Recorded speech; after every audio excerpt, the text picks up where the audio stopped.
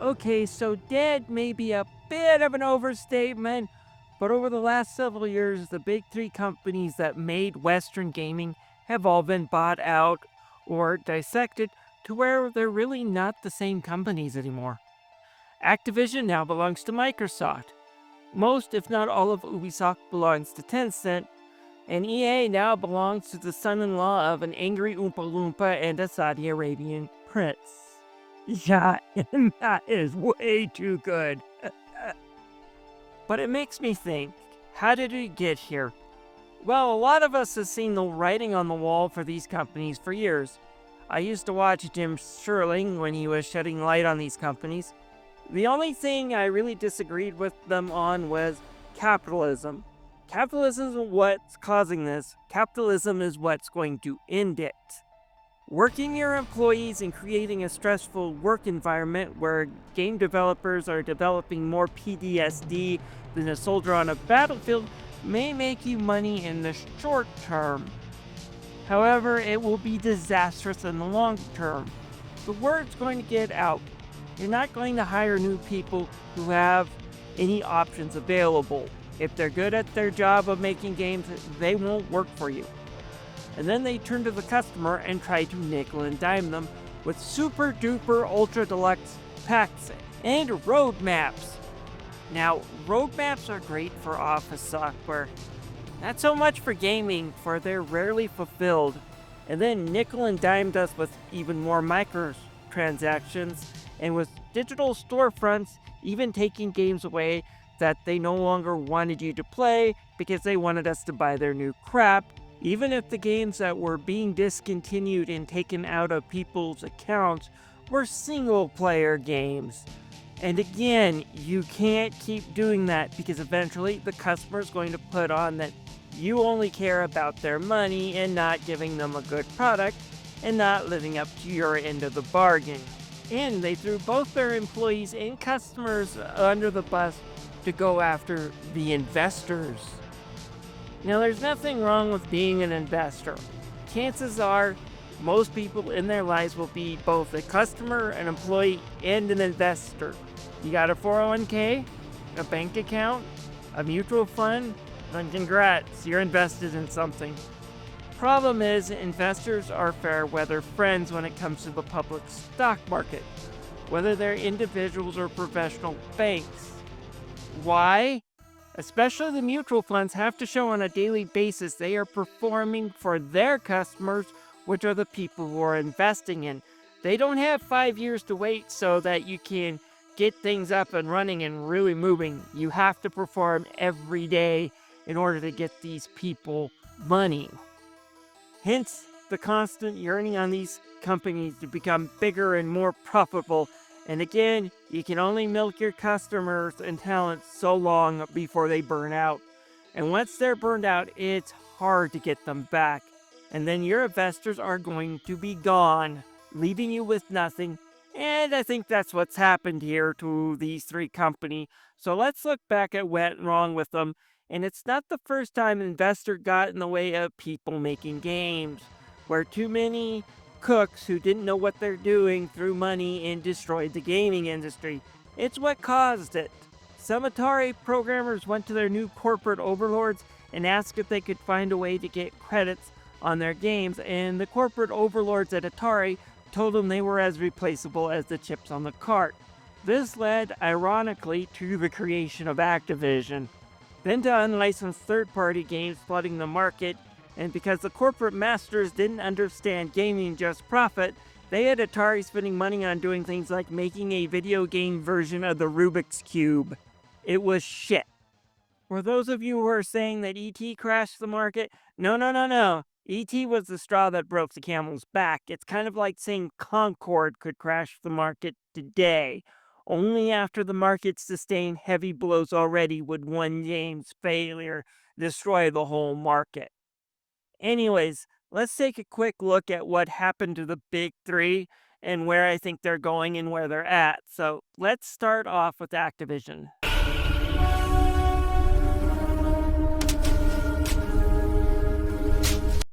Activision used to be known for their popular Call of Duty games, and their less than popular CEO Bobby Kotick, who work culture was one of constant crunch. But things went really bad when the state of California started investigating them for sexual harassment and other things. We're talking about nude photos of employees being tossed around and an executive room called the Bill Cosby Room. I have a feeling that room was used more than just eating Jell-O and taking Kodak photos, if you get my meaning. Reports of a female cybersecurity specialist getting harassed when she offered to do a penetration test is just one such example of their very chauvinistic work culture. Needless to say, when this came to light, it was a big disaster, and then a few scandals from their own CEO, Bobby Kotick, when it comes to his dealing with women, and they were in plenty of hot water. So what happened? Well, they got bought out by Microsoft a couple of years ago. And although under Microsoft, I haven't heard of any more big scandals for Activision under Microsoft, at least compared to what was happening before they bought them, the fact that they are on the game development side, and I don't know what Microsoft is going to do with them.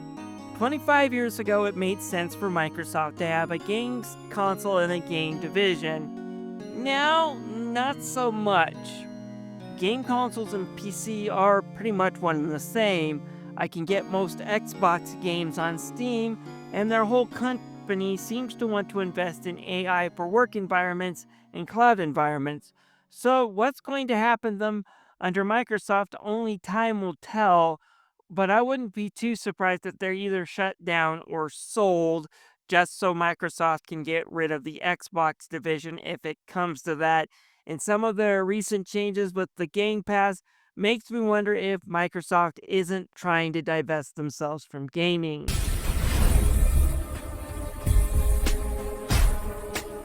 Then Ubisoft. Back in the Xbox 360 era, I used to love Ubisoft games, Assassin's Creed, Rayman, and some small licensed titles involving Ninja Turtles, Naruto, and Scott Pilgrim turned out really good. What happened? Well, same thing that happened to Activision, abusive work environment and some sexual misconduct, although not even half the level of Activision, nonetheless did stain the company's reputation. Throw in, of course, the same predatory bullshit in their games, and it got fans really annoyed. They still had Assassin's Creed, and then last year was a disaster, where Ubisoft showed off the world's first quadruple A dumpster fire with Skull and Bones. A game I just saw the previews for and thought, no, they're going to screw this up, and I was right. The only fortunate thing for Ubisoft when it comes to Skull and Bones is that it released at the same time as Suicide Squad Kills the Justice League in the same year as Concord. Then they decided to do some DUI shit with the Assassin's Creed Shadow game. Is this a lot of right-wing Twitter getting its pants in a bunch? Maybe. But I know one thing, Ubisoft's behavior and just quality of their games made me realize I won't have any interest in it until it at least hits $5 on the Steam sale. So Ubisoft really just got too big for their britches, and their pride made them fall. So where are they now? Well, to keep themselves from going under, Ubisoft broke all their major franchise into a new subsidiary, and then one of their biggest investors, which was the Chinese company Tencent, who has been wanting to take over Ubisoft for years, bought out that subsidiary, or at least have bought a 25% stake, so a rather large stake. So, have they bought Ubisoft out yet? No, but another major investor and player now has 25% of their biggest IP. It's kind of like if Nintendo had to create another smaller company, put Mario, Zelda, and their share of Pokemon in it, and then Capcom bought it for 25% in order for Nintendo to stay in business. Ubisoft is not bought out or owned by another company yet. The writing is not on the wall for them. But to say the invisible floating hand with chalk as definitely appears and looks like it's ready to start scribbling is an understatement. They got a year or two to turn it around, and if they screw up like they did last year, they're gonna be a subsidiary under Tencent. I have no doubt.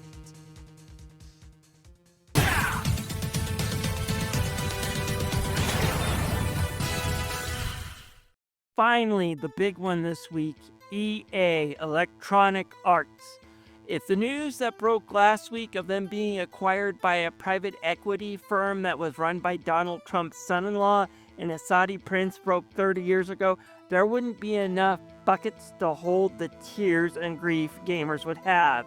EA used to be one of the best companies to work for, one of the best companies to buy a game from, and one of the most innovative game companies ever.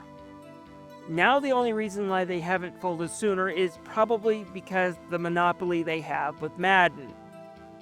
It's been a while since they really made a game people got behind and really loved.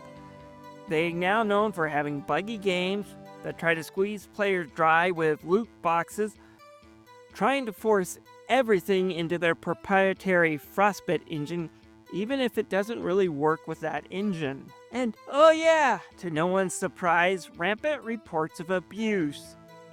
Again, Activision still wins the prize for overall crappy working conditions, but EA is a really close second, and held the #1 spot until Activision's abuses came out. We're talking about a company whose employees have had to seek out help for PTSD. Usually something you see in soldiers who had to kill or be killed. How in the living hell do you create an office environment so toxic that your employees feel like they're soldiers in a war environment?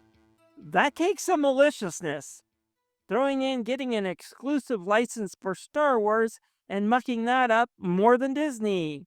And that's not mentioning closing a lot of studios they bought and ran into the ground. EA's even won a few Worst Companies to Work For in America awards. So what happened to them? Well, about a week ago, they've been bought out by a private equity firm ran by Donald Trump's son-in-law and owned by a Saudi prince, and are now going private. On top of that, it was a leverage buyout. What's a leverage buyout? Say I want to buy a factory that I will make $5 million a year and it costs $4 million to purchase. Only problem is I don't have $4 million. I can use the factory I'm purchasing as collateral in the hopes that I can pay that $4 million off in the year I promise. If I win, I keep the factory and my investors get their cash. If not, I lose the factory and it closes down. EA is in this situation. If they don't make the money and pay the debt that they now owe for being bought out, they will close and be liquidated. And if you don't think that a major company could end up folding and closing their doors to this type of buyout, my thoughts are you should go Google Toys R Us, because that's exactly what happened to them. So, what does this mean for the future of Western games? Well, to be honest, I'm not sure. However, going private maybe is what stops the next actual video game crash. Again, there is one thing common between the Western gaming industry now and the Western gaming industry in the 80s, and that was a lot of investor money and business suits who didn't understand the products that they were selling. They just wanted to make money, as I said on top. This can bring disaster. Yes, free-to-play games with microtransactions can make a lot of money. However, you don't make more money when you jam them into the games you're now charging $80 for. Yes, live service games can be profitable, but not every game can and should be made into a live service game. Yes, great graphics are nice, but not every game needs to try to one-up each other, especially when it comes to the price. But these investors in suits don't really seem to get it. With these companies going private, hopefully it means we get better treatment for the employees in better games. But again, only time will really tell if that's what happens.